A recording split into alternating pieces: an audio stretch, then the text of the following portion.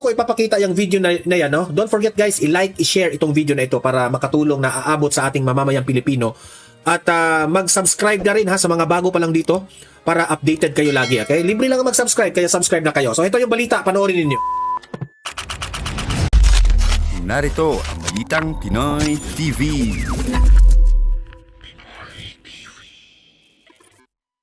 Okay, at ito, panibagong update na naman. Patungkol po dito sa isang congressman, itong si Representative Ngiwi. Okay? Itong si Representative Percy Sindanya. Binanata na naman niya itong si Vice President Inday Sara Duterte sa isang interview niya sa Head Start sa ANC. Okay? Na alam niyo naman, ina-assume na nila na meron talagang kasalanan itong si VP Sara.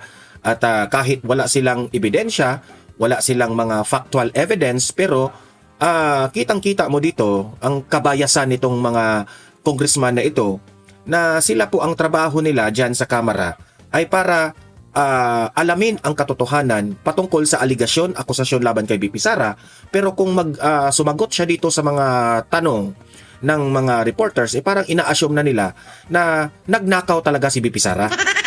Isang pambubudol na paninira kay VP Sara. Iyan naman talaga ang trabaho nila Siraan ng siraan si VP Sara kasi takot silang mananalo ito sa 2028. Yan po ang una nating ipapakita sa inyo, okay? At pangalawa nating pag-uusapan ay pakinggan po natin itong si Attorney Vic Rodriguez sa kanyang vlog sa Facebook patungkol po sa usaping ekonomiya at itong mga taxes, no, na ginagawa ngayon ng gobyernong Marcos.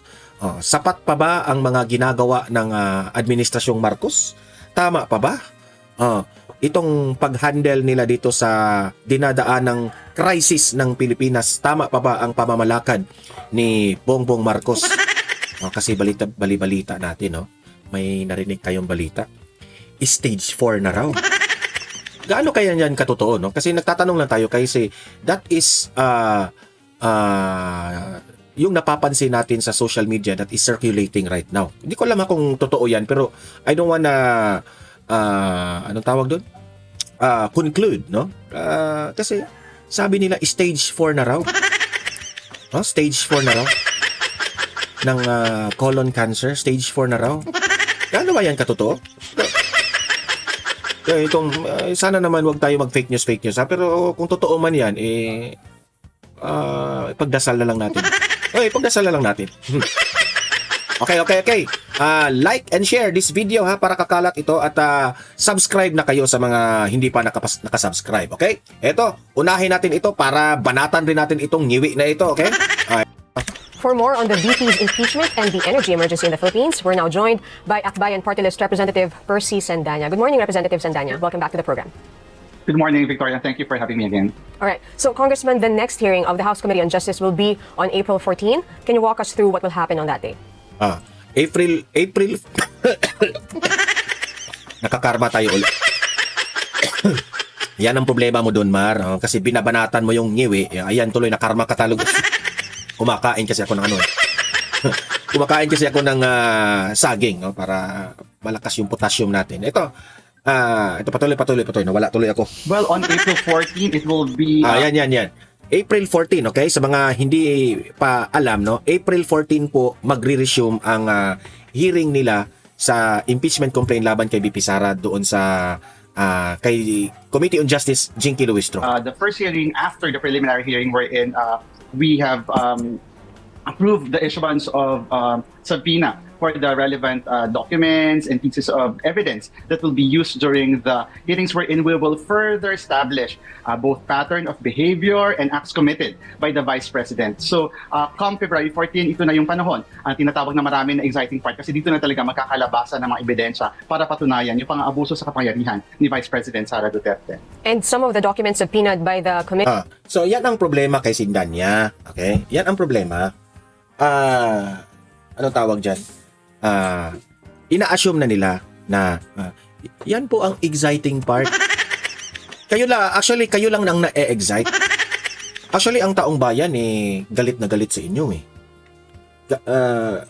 galit na galit ang taong bayan sa inyo for doing that. So kayo lang ang nang-excite. Hindi kami na-excite yan.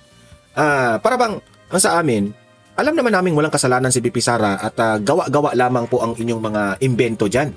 No? Tapos sasabihin nyo, exciting part na raw kasi yan na po ang magkaalaman na raw na mabubuking na raw si VP Sara. Oh, exciting part yan para sa inyo. Kasi kung malinlang ninyo yung taong bayan, edi masaya kayo.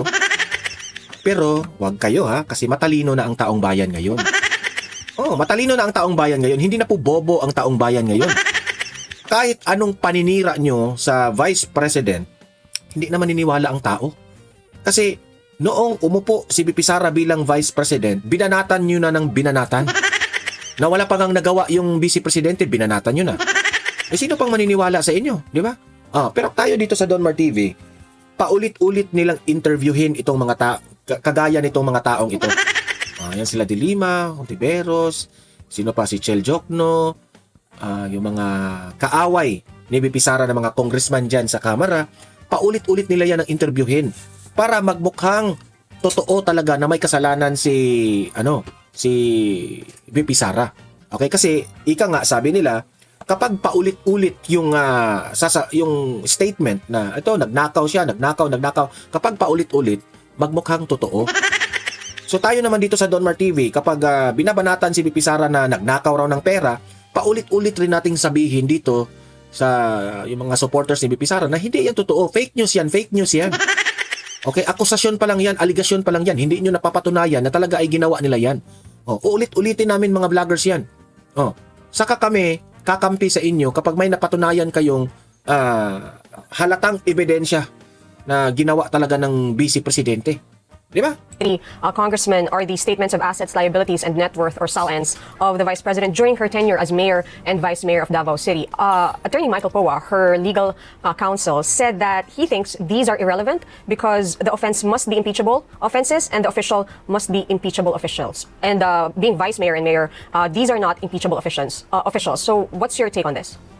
Well, these documents, as far as I understand, are very important in establishing a pattern. Mahalaga din yan para makita natin kung paano ba lumobo talaga yung kanilang yaman bilang mga public officials na sumusweldo. Depende doon sa salary grade na meron ng posisyon nila. So that's very critical in establishing a pattern in terms of amassing ill-gotten wealth pagdating dito sa kanyang posisyon ngayon as Vice President. So that's a very important point for comparison, especially given the position that she's holding now. And Bicol Saro Party List Representative Terry Ridon has previously said that...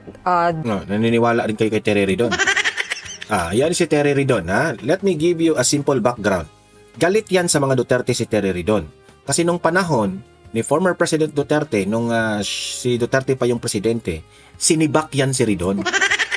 Okay? Kasi sinibak siya kasi travel ng travel eh. Nagalit. There is a 50 million gap with the net worth of VP Sara. Have you seen this also in Akbayan? Well, that's something that we are now studying very closely, especially... Mantakin nyo ha. Obserbahin nyo. Anong word na ginamit niya? We are looking it closely. Yan ang sabi niya. Kasi wala pa silang sapat na ebidensya. Ulitin natin yung yung sinabi niya. Seen this also in Akbayan. Well, that's something that we are now studying very... We are now studying. Pinag-aralan nila kung paano nila sisirain si VP Sara.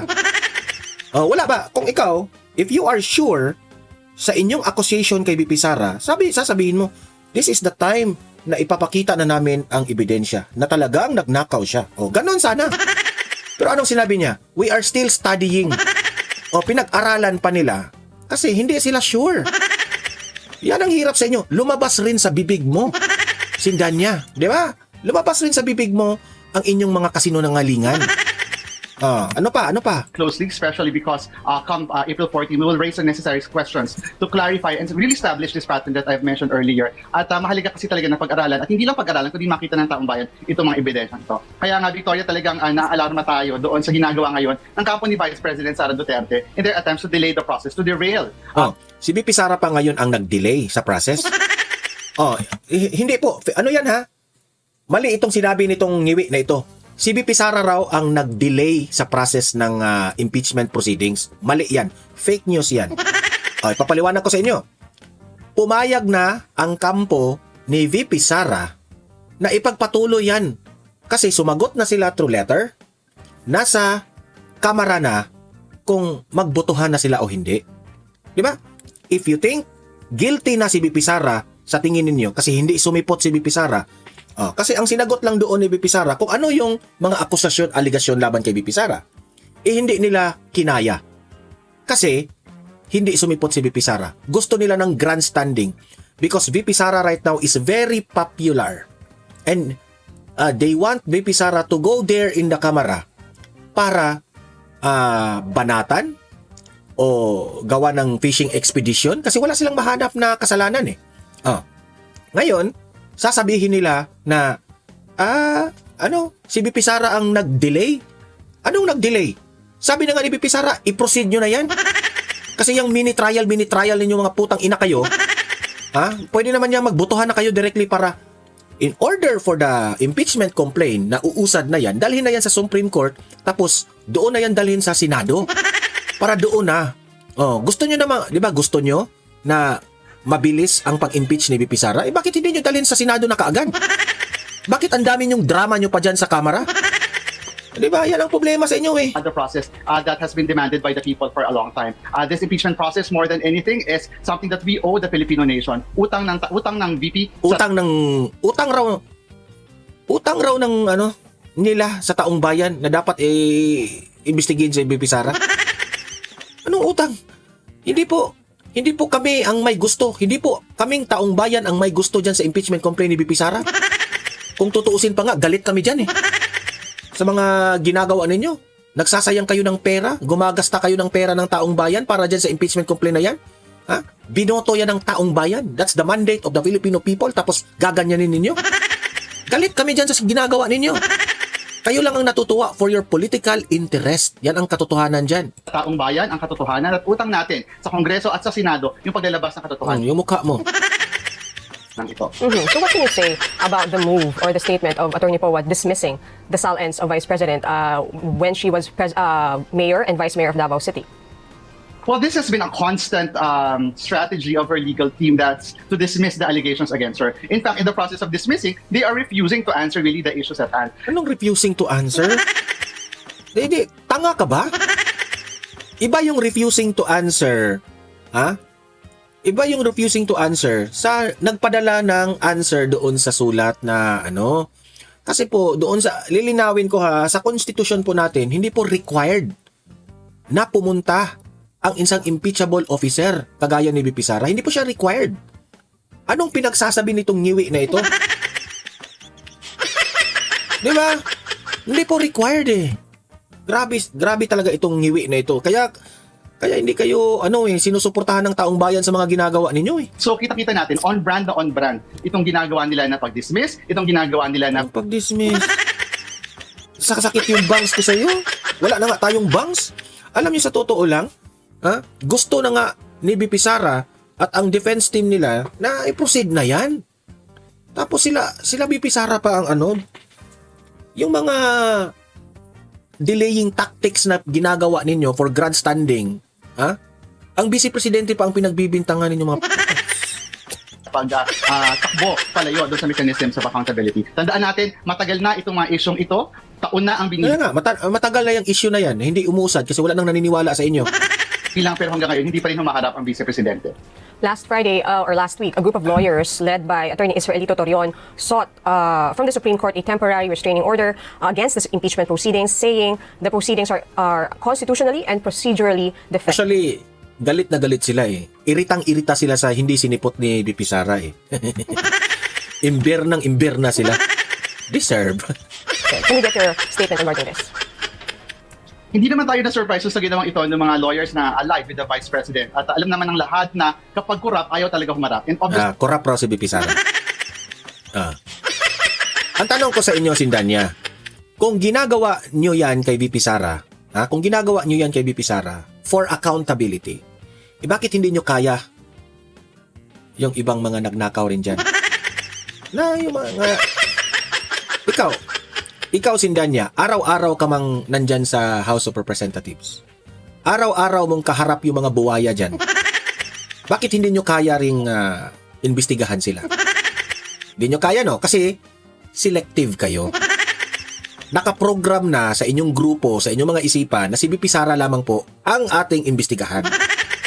Kaya walang naniniwala sa taong bayan. Ha? Ang taong bayan mismo hindi na naniniwala sa inyo. Kasi plastic kayo kapag sasabihin ninyo na we are for accountability. Rally kayo ng rally dyan sa daan, sasabihin ninyo, mga kurakot, kulong na yan, mga kurakot. Oh, ikulong na yung mga kurakot pero si BP Sara lang ang inimbestiga ninyo.